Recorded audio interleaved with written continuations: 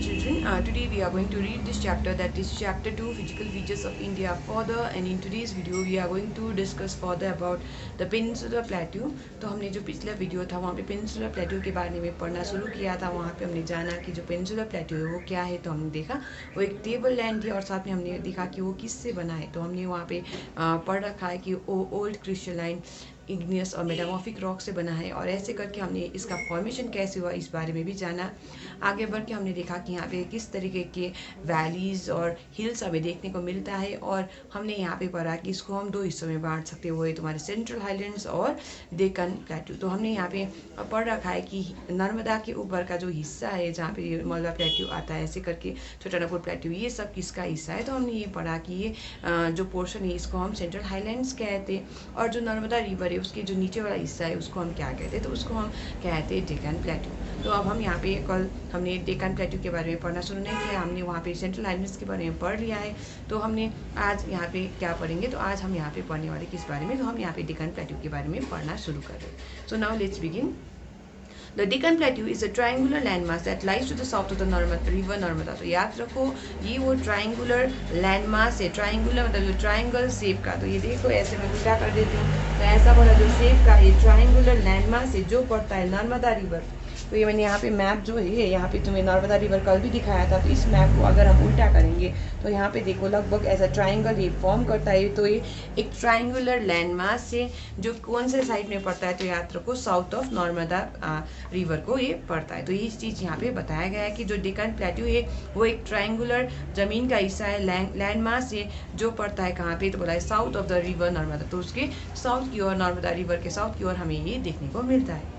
The Satpura range flanks its broad base in the north, while the Mahadev, the Kaimur and the Maikal range form its eastern extension. तो यहाँ पे आगे बताया गया है कि ये जो सतपुरा रेंज है, फिर से तुम मैप में वहाँ पे देख सकते हो, जो मैंने कल भी दिखाया था। तो यहाँ पे तुम्हें दिख जाएगा कि ये जो सतपुरा रेंज है इसका जो बेस है ये यहाँ पे फैला हुआ है।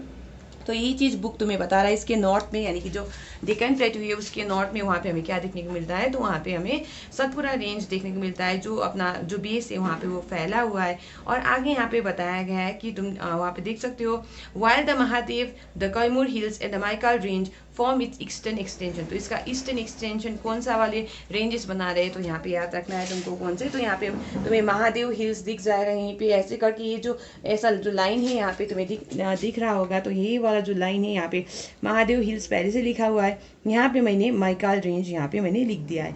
अब यहाँ पे जो कैमूर है, कैमूर बुक में दिया हुआ नहीं है, लेकिन तुम याद रख सकते हो कि जो कैमूर है, जो हिल्स है कैमूर हिल्स, वो फैला है कहाँ से कहाँ तक, तो याद रखो मध्य प्रदेश से यूपी और बिहार तक ये फैला हुआ है। तो इतना तुम याद रख सकते हो, यहाँ बुक में दिया हुआ नहीं है। तुम्हारे पास अगर एटलास है तो तुम वहाँ पे ये देख सकते हो, या फिर तुम नेट पे भी सर्च कर सकते हो इनका नाम, तो वहाँ पे तुम्हें दिख जाएगा।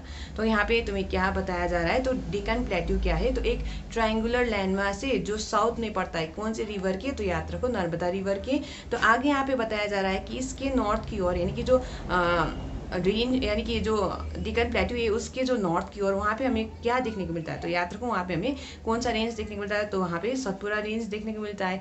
और हमें बताया गया है कि इसका जो ईस्टवर्ड एक्सटेंशन है यानी कि जो ईस्टर्न एक्सटेंशन है ये जो डेक्कन प्लेट्यू का, तो वहाँ पे हमें क्या देखने को मिलता है, तो वहाँ पे हमें महादेव, कैमूर हिल्स और माइकल रेंज देखने को मिलता है। और ये जो कैमूर हिल्स नहीं दिया है तुम्हारे बुक में, लेकिन जो महादेव और माइकल रेंज है वो तुम्हारे बुक में जो मैप प्रोवाइडेड है उसमें तुम देख सकते हो। तो आगे यहाँ पे बताया गया है कि locate this hills and ranges in the physical map of India. तो इसको तुम्हें लोकेट करना है, तो इसको अगर तुम्हें लोकेट करना पड़ेगा तो तुम ये पीछे का जो मैप है इसको देख के लोकेट कर सकते हो, जो मैंने यहाँ पे तुम्हें दिखाया था। और साथ में मैंने बोला तुम नेट में भी सर्च करके उसको लोकेट कर सकते हो, या फिर एटलास की मदद से उसको लोकेट कर सकते हो। The Deccan plateau is higher in the west and slopes gently eastwards. तो यहाँ पे क्या याद रखना है, तो याद रखना है कि जो डेक्कन प्लेट्यू है वो ऊंचा है किस ओर, तो वेस्ट की ओर वो ऊंचा है, और ईस्ट की ओर वो क्या है, वो उस तरफ उसका ढलान है। तो ये चीज़ यहाँ पे बताया गया है कि ये जो डेक्कन प्लेट्यू है ऊंचा है किस ओर, तो वेस्ट की ओर, और ये इसका जो ढलान है वो जेंटल है किस ओर, तो बताया गया ईस्ट की ओर।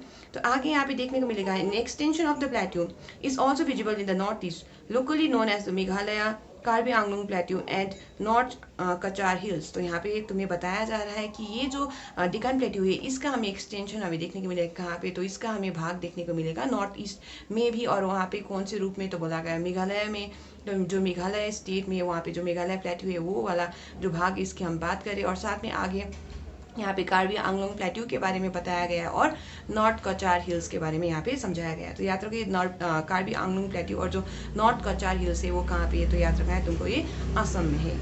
It is separated by a fault from Chotanagpur plateau. तो आगे बताया गया है कि ये जो प्लेट्यू है ये क्या है, सेपरेट हुआ है किससे, तो ये जो छोटानागपुर प्लेट्यू से किस द्वारा, क्या चीज़ द्वारा, तो एक फॉल्ट द्वारा। तो वहाँ पे एक फॉल्टिंग है और जिसकी वजह से ये क्या हुआ है, फॉल्ट है जिसकी वजह से ये दोनों सेपरेट हुए हैं। आगे यहाँ पे बताया 3 prominent hill ranges from the west to the east are the Garo, the Khasi and the Jaintia hills. तो वहाँ पे जो महत्वपूर्ण रेंजेस हमें देखने को मिलता है वहाँ पे जो तुम्हें मेघालय में देखने को मिल जाएगा। तो यहाँ पे जो मेघालय में देख लो तुम, ये जो मेघालय के रीजन में जो वेस्ट से ईस्ट की ओर, तो वहाँ पे गारो, खासी और जयंतिया देखने को मिलता है। तो यही चीज़ बुक तुम्हें समझा रहा है। तो हमने यहाँ पे क्या पढ़ा, तो डेक्कन प्लेट्यू के बारे में। तो डेक्कन प्लेट्यू क्या है, तो एक ट्रायंगुलर लैंडमास है। और आगे हमने जाना कि ये जो कहाँ पे पड़ता है, तो साउथ ऑफ रिवर नर्मदा पड़ता है। और हमने यहाँ पे पढ़ा ये जो सतपुरा रेंज है ये अपना जो बेस है वो फैला है कहाँ पे, तो उसके नॉर्थ की ओर। किसके नॉर्थ की ओर, तो यहाँ पे डेक्कन प्लेट्यू के नॉर्थ की ओर। और साथ में हमने देखा कि महादेव, कैमूर हिल्स और जो मैकार रेंज है ये इसका ईस्टर्न एक्सटेंशन है। यानी किसका ईस्टर्न एक्सटेंशन है, तो यहाँ पे याद रखो डेक्कन प्लेट्यू का ही ईस्टर्न एक्सटेंशन, यानी वहाँ पे वो ईस्ट की ओर बढ़ा हुआ उसका भाग है। और आगे हमने यहाँ पे पढ़ा कि जो डेक्कन प्लेट्यू है ये ज़्यादा ऊंचा है किस ओर, तो वेस्ट की ओर, और ईस्ट की ओर वो कम ऊंचा है। तो उसका जो ढलान है हमें देखने को मिलता है कि वो किस ओर होगा, तो वो वेस्ट से ईस्ट की ओर होगा।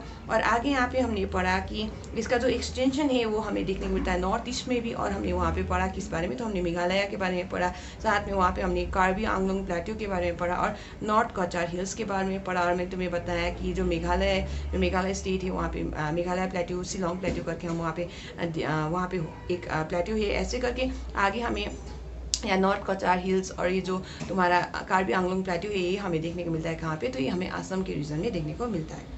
तो आगे हमने यहाँ पे जाना कि जो हिल रेंजेस है, जो महत्वपूर्ण हिल रेंजेस है जो हमें देखने को मिलता है वेस्ट टू ईस्ट में, यहाँ पे जो मेघालय के रीजन में वो है क्या, तो गारो, खासी और जयंतिया हिल्स। तो अब हम आगे यहाँ पे पढ़ना शुरू करने वाले किस बारे में, तो वेस्टर्न घाट्स और ईस्टर्न घाट्स के बारे में।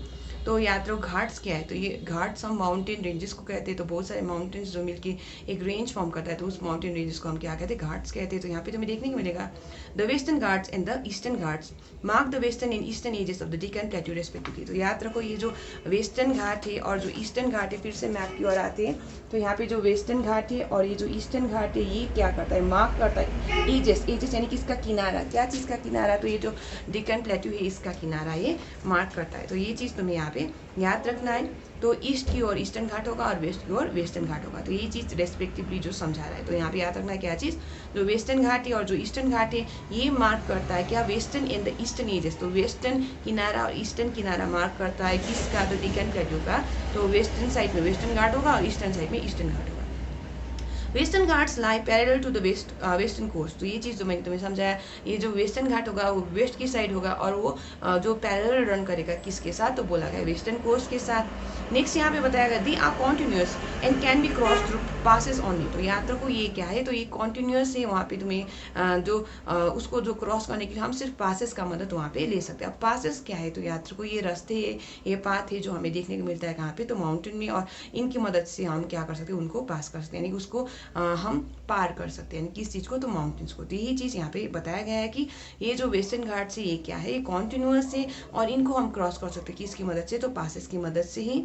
आगे यहाँ पे बताया गया है, तुमको काम दिया गया है कि लोकेट द थाल, bore and Pal Ghats in the physical map of India. तो यहाँ पे 3 घाट्स के नाम दिए गए, थाल, बोर और पाल घाट्स। इनको तुम्हें लोकेट करना है। तो तुम याद रखो ये जो थाल और भोर घाट है ये तुम्हें महाराष्ट्र में देखने को मिल जाएगा और ये जो पाल घाट है ये तुम्हें देखने को मिल जाएगा तमिलनाडु और केरला के बॉर्डर के रीजन में। तो ये तुम्हें इतना याद रखना है। तो यहाँ पे क्या याद रखना है, तो मैंने तुम्हें बताया कि जो वेस्टर्न घाट्स और ईस्टर्न घाट्स है ये क्या मार्क करता है, तो ये वेस्टर्न एजेस और ईस्टर्न एजेस मार्क करता है किसका, तो यहाँ पे डेक्कन प्लेट्यू का। और आगे हमने पढ़ा कि ये जो वेस्टर्न घाट है ये रन करता है पैरेलल किसके, तो वेस्टर्न कोस्ट के ये पैरेलल रन करता है। ऐसे करके हमने यहाँ पे पढ़ा ये जो वेस्टर्न घाट है क्या है, कॉन्टिन्यूस है और इसको पार करने के लिए हम वहाँ पे पासेस की मदद लेते। और यहाँ पे आगे कुछ पासेस के नाम दिए गए जो हमें वेस्टर्न घाट में देखने को मिलता है, जैसे कि थाल, भोर और पाल घाट।